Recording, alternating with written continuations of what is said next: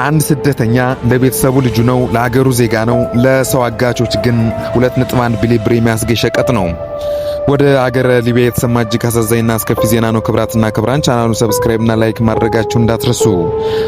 አሁን ወደ ዝርዝሩ እናልፋለን። በሊቢያ በረሃዎች ውስጥ በጠራራ ፀሐይና በጨለማ ቤቶች ውስጥ የሚሰማው ኢትዮጵያውያን ዋይታ ዛሬም በሕግ መዝገብ ሆኖ ቀርቧል። በገዛ ወገኖቻቸው ላይ የሞት ድግስ ደግሰው በስደተኞች ስቃይና የሀብት ማማ የገነቡ 28 ግለሰቦች ዛሬ በፍትህ አደባባይ ላይ ቆመዋል። ይህ ዜና ስለ ገንዘብ ብቻ አይደለም፣ ስለ ሰው ልጅ ክብር፣ ስለ ሀገር ሉዓላዊነትና ስለ ፍትህ መዘግየትም ጭምር። የክሱ መነሻና የወንጀሉ አስከፊነት የፌዴራል አቃቢ ይፋ ባደረገው መረጃ መሰረት እነዚህ 28 ግለሰቦች የተደራጀ የወንጀል ቡድን በመመስረት በሺዎቹ የሚቆጠሩ ኢትዮጵያውያን ለከፍተኛ ስቃይ ዳርገዋል። ወንጀሉ የሚጀምረው በሀገር ውስጥ ባሉ ደላላ ተብዬዎች ሲሆን የሐሰት ተስፋ እየሰጡ ህይወታቸውን አመሰቃቅለዋል። ወደ አውሮፓ እናደርሳቸዋለን በሚል ማታለል ከገጠር እስከ ከተማ የተሰበሰቡ ወጣቶችን በመጨረሻቸው የሊቢያ አማጽያን የታጠቁ አጋቾች እጅ ውስጥ እንዲወድቁ ከፍተኛ ሚናቸውን ተጫውተዋል። አቃቢ ሕግ እንደገለጸው ከሆነ ወንጀለኞቹ ስደተኞችን ከኢትዮጵያ ድንበር በህገወጥ መንገድ ካስወጡም በኋላ በሊቢያ ውስጥ በሚገኙ ሚስጥራዊ እስር ቤቶች ውስጥ እንዲታገቱ አድርገዋልም ብሏል። እዚህም እጅግ አሰቃቂ የተባለ ግፍም ይፈጸምባቸዋል ተብሏል። የ2.1 ቢሊዮን ብር የገበያ ትንተና። በዚህ ክስ ውስጥ ትልቁ ድንጋጤ የፈጠረው የተመዘገበው ገንዘብ መጠን ነው። 2.1 ቢሊዮን በኢትዮጵያ ብር የገንዘብ እንዴት ተሰበሰበ?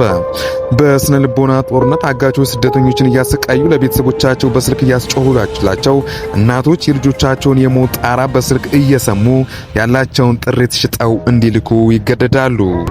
በጥቁር ገበያ ዝውውር የግዙፍ ገንዘብ በባንክ ስርዓት ብቻ ሳይሆን በተለያዩ የኋላና የጥቁር ገበያ መንገዶች መዘዋወሩ መረጃውን በጣም ውስብስብ አድርገው በሰንሰለታማ ወንጀሉ ከኢትዮጵያ እስከ ሱዳን፣ ከሱዳን እስከ ሊቢያ የተዘረጋ ዓለም አቀፍ መረብ ያለው ነው ተብሏል። የዜጎች ክብርና የሉዓላዊነት ትስስር። ቀደም ሲል ሪፖርተር ኤዲቶሪያል ላይ እንደተመለከት ነው የሀገር ሉዓላዊነት ማለት የዜጎችን ደህንነት በየትኛውም ቦታ ማስጠበቅ ማለት ነው። ዜጎች በገዛ ወገኖቻቸው ላይ ተታለው ለባዕድ አገር አጋቾች ተላልፈው ሲሰጡ የሀገር ክብርም አብሮ ይደፈርሳል። የመንግስት ድክመት፣ ህገወጥ ዝውውርም በድንበር ላይ መቆጣጠር አለመቻሉ ለዜጎች ሞት ምክንያትም ይሆናል ተብሏል።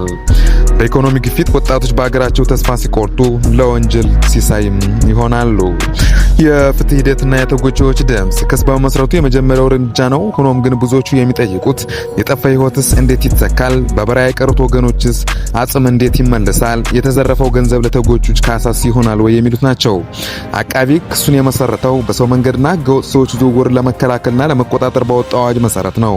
ተከሳሾቹ ጥፋተኛ ሆነው ከተገኙ እስከ ዕድሜ ልክ ጽኑ እስራት፣ ከባድ የገንዘብ ቅጣት ሊጠብቃቸው ይችላልም ተብሏል።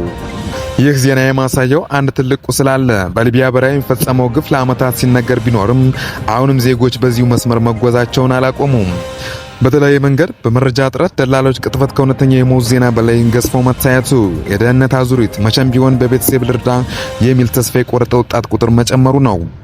የህግ ፍተት በወንጀለኞቹ አገር ውስጥ ነው። የውጭውን ስቃይ የሚመሩበት መዋቅር አለመጠባጠቡ ነው። የሁላችንም ኃላፊነት። የዚህ 2.1 ቢሊዮን ብር ክስ ውጤት ለኢትዮጵያ ፍትህ ስርዓት ትልቅ ፈተና ነው። ወንጀለኞቹ የሚገኙባቸው ቅጣት ማግኘታቸው ሌሎች ትምህርት ከመሆኑም በላይ ለተጎጂዎቹ ቤተሰቦች መጠነኛ መጽናኛ ይሆናል ተብሏል። ኢትዮጵያ ሉዓላዊነቷ የተከበረ ጥቅሟ የተጠበቀ ሀገርነቱን ከተፈለገም ዜጎቿ በበረሃ ለጥይትና ለቢላዋ ተላልፈው የሚሰጡበት የሞት መንገድ መዘጋትም አለበትም ተብሏል።